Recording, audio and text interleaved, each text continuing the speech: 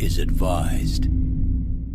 Hey everyone, welcome to the discussion for Red Rising, which is Stonemaier Games' newest game I had no idea it was coming, and I knew nothing about it whenever it was first announced, and then I'm like, oh, it's a book series. Sure, I'll take a good old gander at it. And then it was mentioned that this was basically like Fantasy Realms, which if you're not familiar with Fantasy Realms is basically a hand builder, where you're just trying to build the best hand, get the most points, from just having different criteria met on those cards. This is basically that, with a pasted-on theme. I do not know how I feel about this game, to be completely honest, because I feel like I don't know who the audience is for. If it's for fans of Fantasy Realms, play Fantasy Realms, because it's 10 times shorter. And if it's for fans of Red Rising, there's nothing to indicate that this is anything about that, except that it has names of people. Mm-hmm. Well, and I think that the relationships plays a minor part. Sure. Cassius wants to be with this person, right, and he gets 10 more points. Right. That is, but if you're a fan of the book series, you're probably wanting a little more than that, than just micromanaging a hand of cards. Yeah. Yes, of course, any theme, if you're a fan of it, is going to make you appreciate any game more. Like Bloodborne, for example. If you're not a fan of Bloodborne, then is the game going to be as good as it would be to a fan of the actual video game series? Sure. Stuff like that. Of course, here it's just like, oh, yeah, I know who that is, or, oh, hey, I know who that is, but... Yeah. Oh, they do hate each other. Yeah, that's it. Oh, Cassius wants to be with these two people because of this reason in the book. Yeah. But none of that is brought into play at all. It's minus 20 points if he's with Darrow, but not Who? Mustang. Well, it's because him and Darrow hate each other. Yeah. But again, it feels like a pasted-on theme. Right. Instead of anything organic to the gameplay. Yeah, exactly. So, I'm actually...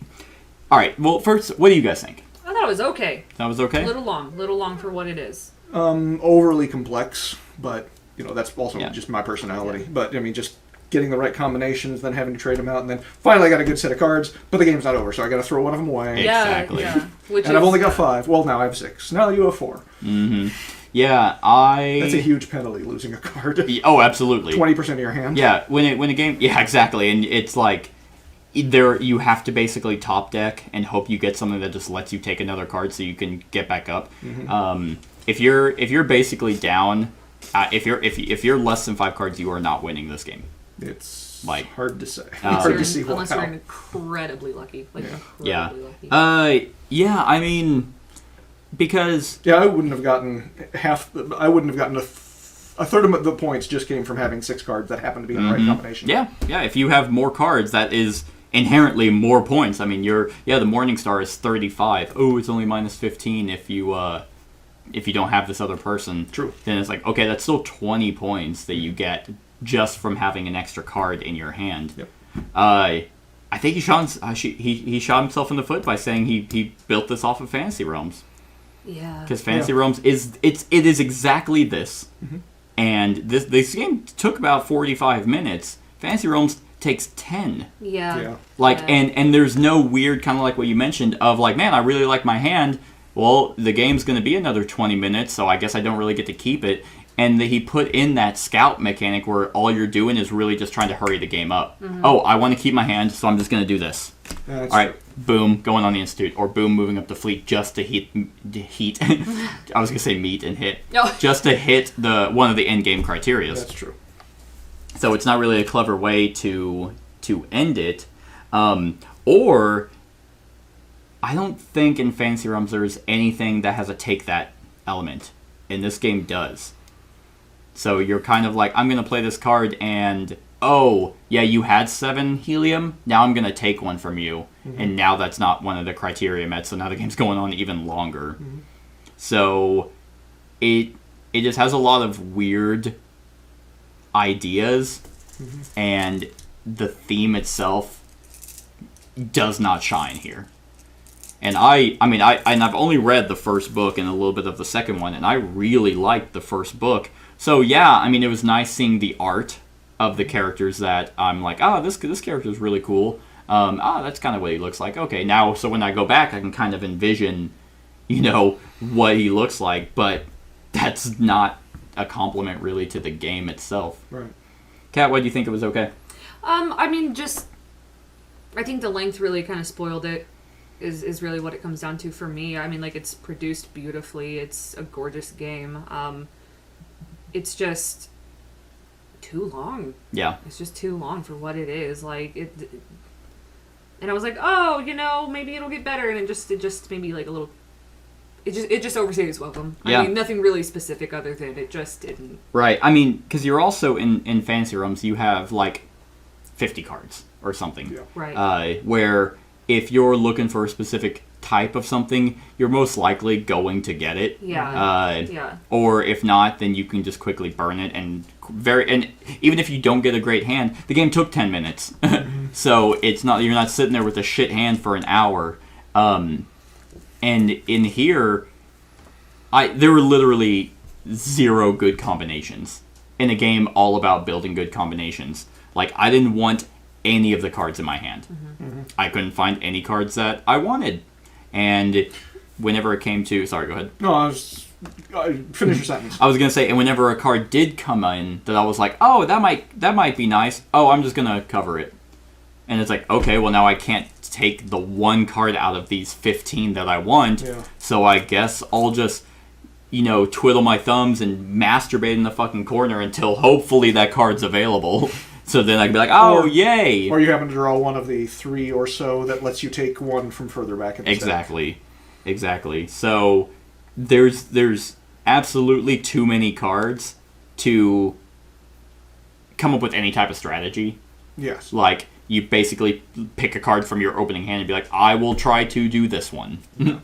And hope it pans out. I mean, my hand wasn't horrible by the end, but it wasn't good. Like, I'm just like, I have 0 named characters in this entire hand. Like, I just have job titles. I faced the opposite situation, sort of, in having actually a pretty good hand, but now the game has to continue. Yeah. So maybe I can do slightly better. Names or certain combinations, I actually was able to get 3 cards that melded well together. Right. And then this one needs 1 more of those. Okay, I got that. And now. And you look at it and you're like, oh god. I only have 3 influence, and I have the most. No one has a fleet. No one has helium. Yeah. And I can't imagine that this game would obviously benefit well with way more people. It plays up to 6, I believe. Because that just means more people are going to burn through... Well, actually screw you over. But they're going to at least burn through the deck of 112 cards. And there's only 1. Oh, this 1 card needs Mustang. Yeah. Well, where is she? Oh, she's at the bottom. Or buried under several other cards. Yeah. I can see her. Yeah. Yeah, it's like, oh, that's nice. But I cannot get to her. Yeah. So the fact that too many. They're too specific. Yeah. They're too specific, trying to replicate something of the theme. Right. And I don't think it works. I don't feel like this has anything to do with Red Rising besides named people. What I initially thought this game was going to be was a area control, maybe like a Euro style game of the different factions, right. Or at least the main factions. And then you hire other people from different... I'm going to hire, this Obsidian because he's a soldier and he gives me a benefit to fight or something like that. That's what I thought this game was going to be. Yeah. Not re-themed Fantasy Realms. or something more political, negotiation type. Yeah. I'm trying to collect something different from you so we can trade. Yeah. But do I really want to help you out this much? Right, because on the back of the box... It's it says, enter the futuristic universe of Red Rising based on the book series by Pierce Brown, featuring a dystopian society divided into 4 castes. Yeah, you represent a house attempting to rise to power as you piece together an assortment of followers. Will you break the chains of the society or embrace the dominance of the golds? Oh. Neither, because you don't do anything reflecting that. Yeah, I didn't feel like I was... No. And it looks like, even on the back, it shows, like, the different characters. Like, I thought these were all going to be different standees. Oh, yeah. Like, you move around a board and you try and gain, like they have, like, special abilities and you're trying to collect something, like you mentioned, so you can trade. And it's like, oh, yeah, I'm a red, so I'm trying to overthrow something. You're a gold, you're trying to stop me. Yeah. You surprised me when you said that this was a card game.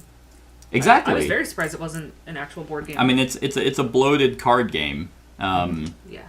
Like, and that's not to shit on, like, Jamie for loving the source material and trying really hard. I just don't get where he's like, man, I love this book series so much. You know what it reminds me of? Hand management. It's like, what? Like, what I would envision from something of this source material is something like Scythe. Like a big, grandiose... You're actually building... Mm-hmm. Or some kind of society, or Game of Thrones, maybe not as heavy or as long, but something like you can do cool, like different types of decks of cards if you wanted to go the card route. Right. But I mean, then again, Red Rising itself is kind of really just the reds versus the golds, and everyone else is kind of in between. They kind of work like basically the hierarchy is split in half almost. It's, oh, hey, this half follows the reds and this half up here follows the golds. Right. I mean, but you're really just following the main character for the first 3 books. It's just an absolutely missed opportunity. It's yeah. I mean, the theme doesn't do the books justice. Doesn't seem like it. No. And mechanically, the game is just overly long and complicated for what it is. Yeah. I mean, that basically that boils it down. I mean, halfway through, if this game was 30 minutes, I'd be like, oh yeah, okay. Like, there's enough different enough unique abilities from the factions. The allure of the theme doesn't wear off immediately. Right. In a 30-minute game. But I mean, it's like, okay, well, we're all going to go for the Institute. That ended up being a complete wash. So one of the main ways of getting a bunch of points is just kind of like, oh, all right, well, we all tied, so it's not going to matter if we scored or not. Yep. I mean, yeah, there are cards that have end of game abilities. That is just like, gain 1 helium, advance on the fleet track, or place 1 influence on the Institute. So it's like, oh, if I had that in my hand, then it's like, oh, haha, now I have the most. So that's going to be 8 times 4, 32. Which is, again, just one more screw you guys element. Exactly. It's like, I know this game really means. Right. I know you were hoping that you were going to win, but yeah, I actually get 30 more points, which makes me win. I will say, though, this game does not, because in Fantasy Realms, the scoring takes longer than the game itself, pretty much. Yeah. This is not the case. Right. It's just... Gotta have something simple.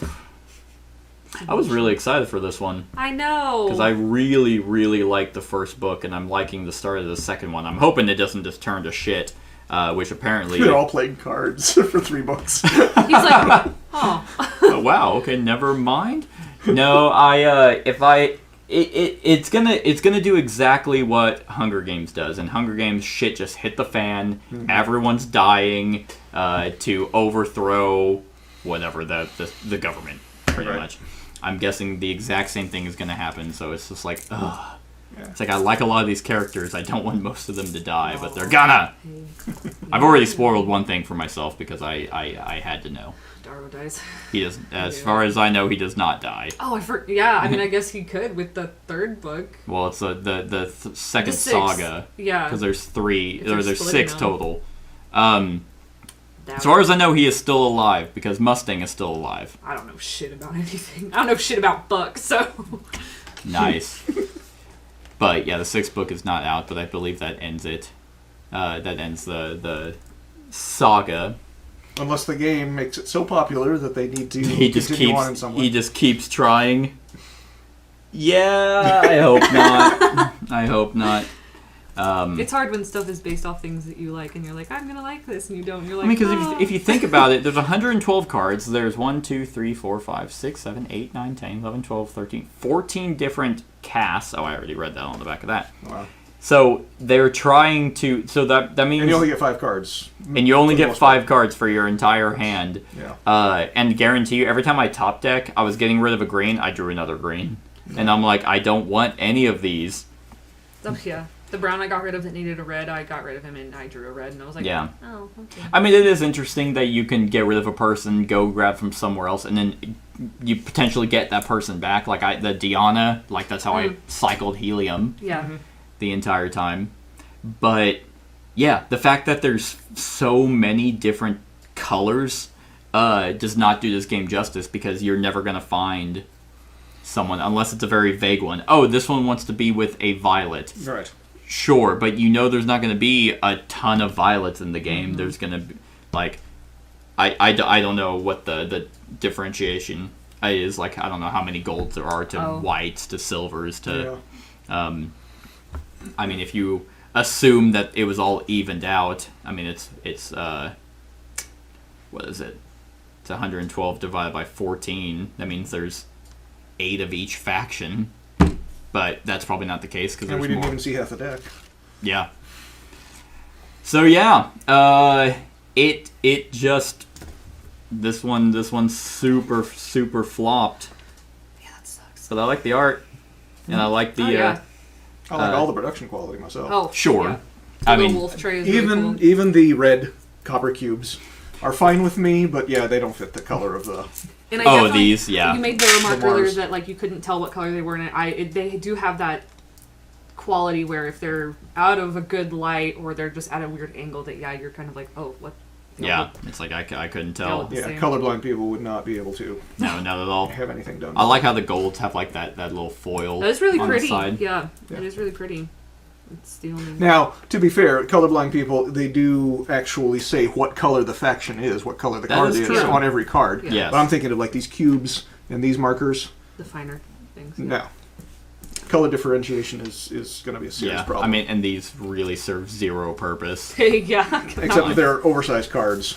Yeah. So, I feel like I gave a very good example of how poorly. Well, because like I had them all fanned out, and I was like, oh, I kind of got to read what these are, so I'm just gonna hold them in my hand. yeah. I could. Yeah. But it's a nice tray. I mean, well made. Eh, Heavy plastic. eh, Really smack somebody with it. eh. All right, I'm stretching. I love this dice. I It's mean, big. It spins nicely. Scale of 1 to 10. I'm gonna give it. I'm gonna give it a 5. 5. Yeah, just to kind of put it like, I mean, yeah, if somebody asked me to play it again, I would. But I'm not going to be like, oh man, we should play Red Rising! I had no expectations for this game. I have a feeling, I don't know, yours could go lower. I don't know who the market's for. I don't know who its audience is. Also that, I'm going to keep it at a 5, though, kind of keep it just neutral. Because I didn't hate it, but I definitely was just like, okay. Sure. So. I say 4 for largely the same reasons. Just slightly below. Yeah. It's give or take. Underwhelmed. Yeah. This is one I'm fine never playing again. But if somebody really wants to, sure, okay. It won't hurt me. Yeah, I'm kind of where Brett's at. Same exact reasons, but I feel like that actually hurts it more. I'm gonna give it a 4, slightly below average, because there's already a superior game that is also like $15 Yeah. is the game, and then this is like $70. And much smaller, like a pocket-sized game as well. Yeah, I mean, and it does the exact same thing. It's like, oh, well, I don't really like fantasy. I want more sci-fi. It's like, oh, and I'm a huge fan of Red Rising. Well, you're not going to get that here either. Yeah. Like, you're gonna get to see names of people that you know. Yep. You're not going to get to reenact anything from the first book. You're not going to get to reenact anything from any of the later books.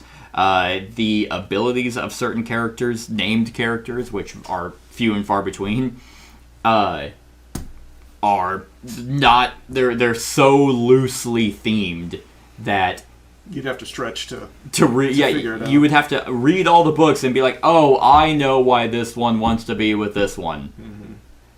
It only gives me 10 more points. Like, no special abilities, no nothing. It is literally just mid-maxing victory points. Yep. So I think that absolutely hurts it. I don't really want to play this again because I can play an identical game. It's so stupid. I don't get that thought process. Man, I've busted my ass trying to make a Red Rising game. Fantasy Realms, and that's it. That's what I'm gonna do. Because he really likes Fantasy Realms.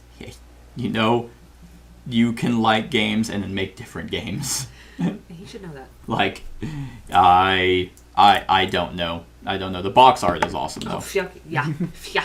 So, I mean, that was where I was kind of torn was, okay, well, the production quality is really nice. Does that bump it up? But no, I don't really care about the production quality. I think the art is great, but the game itself is...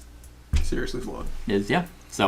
So that's our thoughts on Red Rising. Let us know what you think of the game in the comments below. Other than that, like, comment, share, and subscribe, and have a wonderful whatever time of day it is for you. Hey everyone, thank you for watching, and I really hope that you enjoyed the video. If you would like to see more of my content, go ahead and click that subscribe button and the bell to be notified whenever I upload any new content. If you feel like supporting the channel, you can go ahead and click that Patreon link to be taken to my Patreon, and any help is truly appreciated. Other than that, stick around for any other run-throughs or reviews or cool top 10s or whatever I feel like putting on. Other than that, like, comment, share, and subscribe, and have a wonderful whatever time of day it is for you.